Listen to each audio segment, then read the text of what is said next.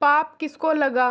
काशी में प्रताप मुकुट नाम का राजा राज्य करता था। उसके व्रज मुकुट नाम का एक बेटा था। एक दिन राजकुमार दीवान के लड़के को साथ लेकर शिकार खेलने जंगल गया। घूमते घूमते उन्हें तालाब मिला। उसके पानी में कमल खिले थे और हंस किलोल कर रहे थे। किनारों पर घने पेड़ थे जिन पर पक्षी चहचहा रहे थे। दोनों मित्र वहां रुक गए और तालाब के पानी में हाथ मुंह धोकर ऊपर महादेव के मंदिर पर गए। घोड़ों को उन्होंने मंदिर के बाहर बांध दिया। वो मंदिर में दर्शन करके बाहर आए तो देखते क्या है कि तालाब के किनारे राजकुमारी अपनी सहेलियों के साथ स्नान करने आई है। दीवान का लड़का तो वहीं एक पेड़ के नीचे बैठा रहा, पर राजकुमार से न रहा गया। वह आगे बढ़ गया। राजकुमारी ने उसकी ओर देखा तो वह उस पर मोहित हो गया। राजकुमारी भी उसकी तरफ देखती रही। फिर उसने किया क्या कि जूड़े में से कमल का फूल निकाला, कान से लगाया, दांत से कुतरा, पैर के नीचे दबाया और फिर छाती से लगा अपनी सहेलियों के साथ चली गई। उसके जाने पर राजकुमार निराश हो अपने मित्र के पास आया और सब हाल सुनाकर बोला, मैं इस राजकुमारी के बिना नहीं रह सकता, पर मुझे न तो उसका नाम मालूम है न ठिकाना, वह कैसे मिलेगी। दीवान के लड़के ने कहा, राजकुमार आप इतना घबराए नहीं, वह सब कुछ बता गई है। राजकुमार ने पूछा कैसे। वह बोला, उसने कमल का फूल सिर से उतार कर कानों से लगाया तो उसने बताया कि मैं कर्नाटक की रहने वाली हूँ। दांतों से कुतरा तो उसका मतलब था कि मैं दंतवाट राजा की बेटी हूँ। पाँव से दबाने का अर्थ था कि मेरा नाम पद्मावती है। और छाती से लगाकर उसने बताया कि तुम मेरे दिल में बस गए हो। इतना सुनना था कि राजकुमार खुशी से फूल उठा। बोला, अब मुझे कर्नाटक देश में ले चलो। दोनों मित्र वहाँ से चल दिए। घूमते फिरते सैर करते दोनों कई दिन बाद वहाँ पहुँचे। राजा के महल के पास गए तो एक बुढ़िया अपने द्वार पर बैठी चरखा काटती मिली। उसके पास जाकर दोनों घोड़े से उतर पड़े और बोले, माई हम सौदागर हैं, हमारा सामान पीछे आ रहा है, हमें रहने को थोड़ी जगह दे दो। उनकी शकल सूरत देखकर और बात सुनकर बुढ़िया के मन में ममता उमड़ गई। बोली, बेटा तुम्हारा घर है, जब तक जी में आए रहो। दोनों वहीं ठहर गए। दीवान के बेटे ने उससे पूछा, माई तुम क्या करती हो, तुम्हारे घर में कौन कौन है, तुम्हारी गुजर कैसे होती है। बुढ़िया ने जवाब दिया, बेटा मेरा एक बेटा है जो राजा की चाकरी में है। मैं राजा की बेटी पद्मावती की दाई थी। बूढ़ी हो जाने से अब घर में रहती हूँ। राजा खाने पीने को दे देता है। दिन में एक बार राजकुमारी को देखने महल में जाती हूँ। राजकुमार ने बुढ़िया को कुछ धन दिया और कहा, माई कल तुम वहाँ जाओ तो राजकुमारी से कह देना कि जेठ सुदी पंचमी को तुम्हें तालाब पर जो राजकुमार मिला था वह आ गया है। अगले दिन जब बुढ़िया राजमहल गई तो उसने राजकुमार का संदेश उसे दे दिया। सुनते ही राजकुमारी ने गुस्सा होकर हाथों में चंदन लगाकर उसके गाल पर तमाचा मारा और कहा, मेरे घर से निकल जा। बुढ़िया ने घर आकर सब हाल राजकुमार को कह सुनाया। राजकुमार हक्का बक्का रह गया। तब उसके मित्र ने कहा, राजकुमार आप घबराए नहीं, उसकी बातों को समझे। उसने 10 अंगुलियां सफ़ेद चंदन में मारी।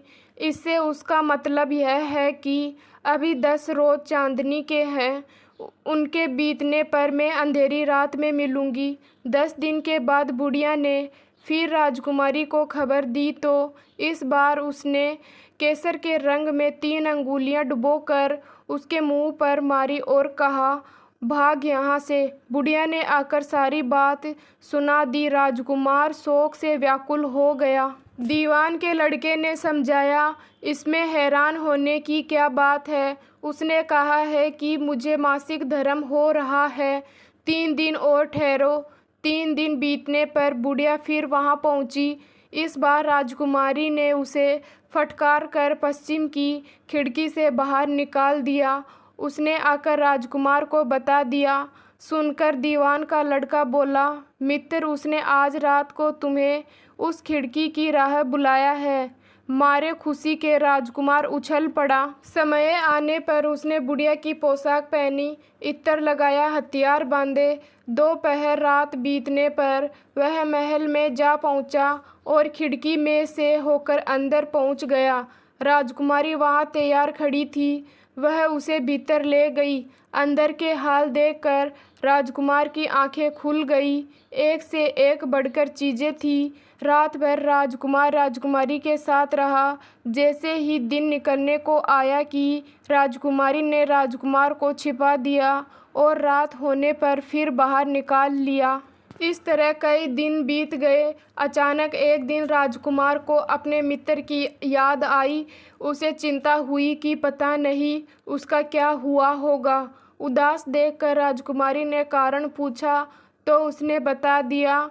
बोला, वह मेरा बड़ा प्यारा दोस्त है, बड़ा चतुर है। उसकी होशियारी ही से तो तुम मुझे मिल पाई हो।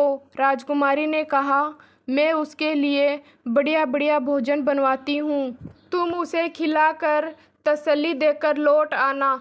खाना साथ में लेकर राजकुमार अपने मित्र के पास पहुँचा। वे महीने भर से मिले नहीं थे। राजकुमार ने मिलने पर सारा हाल सुनाकर कहा कि राजकुमारी को मैंने तुम्हारी चतुराई की सारी बातें बता दी है, तभी तो उसने यह भोजन बनवाकर भेजा है। दीवान का लड़का सोच में पड़ गया। उसने कहा, यह तुमने अच्छा नहीं किया। राजकुमारी समझ गई कि जब तक मैं हूँ वह तुम्हें अपने वश में नहीं रख सकती, इसलिए उसने इस खाने में जहर मिलाकर भेजा है। यह कहकर दीवान के लड़के ने थाली में से एक लड्डू उठाकर कुत्ते के आगे डाल दिया। खाते ही कुत्ता मर गया। राजकुमार को बड़ा बुरा लगा। उसने कहा, ऐसी स्त्री से भगवान बचाए, मैं अब उसके पास नहीं जाऊंगा। दीवान का बेटा बोला, नहीं, अब ऐसा उपाय करना चाहिए जिससे हम उसे घर ले चले। आज रात को तुम वहां जाओ। जब राजकुमारी सो जाए तो उसकी बाईं जांघ पर त्रिशूल का निशान बनाकर उसके गहने लेकर चले आना। राजकुमार ने ऐसा ही किया।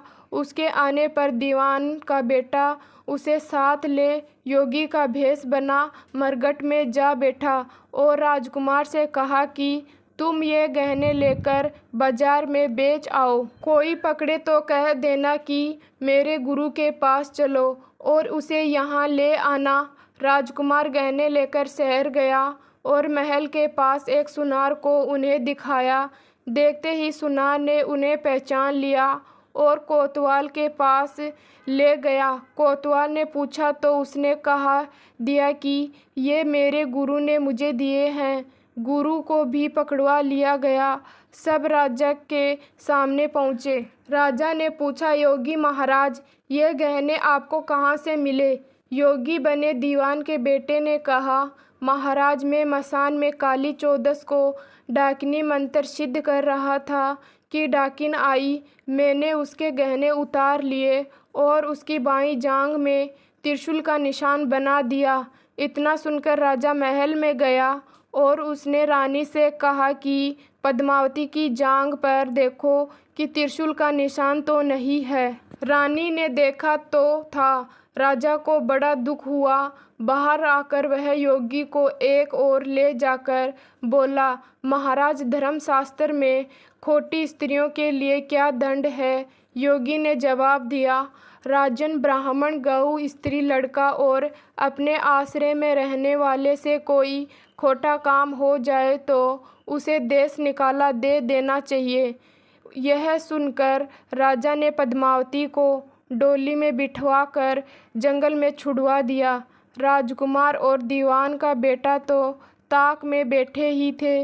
राजकुमारी को अकेली पाकर साथ ले अपने नगर में लौट आए और आनंद से रहने लगे। इतनी बात सुनकर बेताल बोला, राजन यह बताओ कि पाप किसको लगा है। राजा ने कहा, पाप तो राजा को लगा। दीवान के बेटे ने अपने स्वामी का काम किया। कोतवाल ने राजा का कहना माना और राजकुमार ने अपना मनोरथ सिद्ध किया। राजा ने पाप किया जो बिना विचार उसे देश निकाला दे दिया। राजा का इतना कहना था कि बेताल फिर उसी पेड़ पर जा लटका। राजा वापस गया और बेताल को लेकर चल दिया। बेताल बोला, राजन सुनो, एक कहानी और सुनाता हूँ।